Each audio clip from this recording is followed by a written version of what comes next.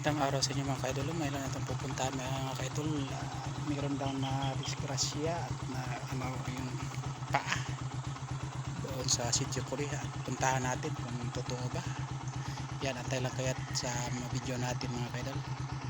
At nakarating na po tayo dito sa Sitio Kulo mga kaidol. Ito po yung simbahan ng Sitio Kulo mga kaidol. At ito po yung papa mga kaidol. Ay nako, ang hirap talaga pag hindi talaga mahulaan natin yung mga disgrasya sa buhay mga kaidol.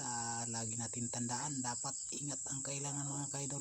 At ito yung tiyahin ay nako, alalang alala talaga. At nagaantay pa kami ng ararating yung rescuer.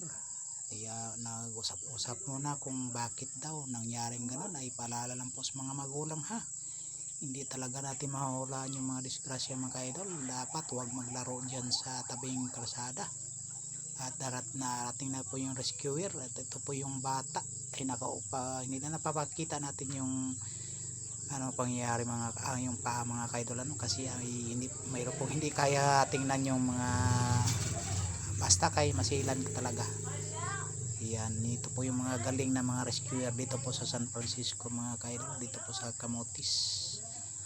Yan mga bata, tandaan nyo lagi mga magulang, payo lang po. Yan, huwag maglaro dyan sa tabing karsada at hindi natin alam ang disgrasya tulad ngayon ay nakaw.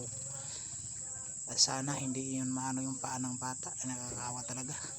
Ay nako, ako mismo, yan ako na videohan ko, hindi ko lang papakita. Ayan po mga kaidol, mga magulang, ay pagpayuhan po natin mga bata, huwag maglaro sa tabing kalsada at alam nyo na yung mga sasakyan na dadaan.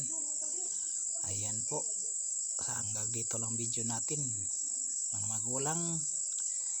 Ayan, pagpayuhan po ang mga anak natin na huwag maglaro sa tabing daan. Hanggang dito lang, bye bye.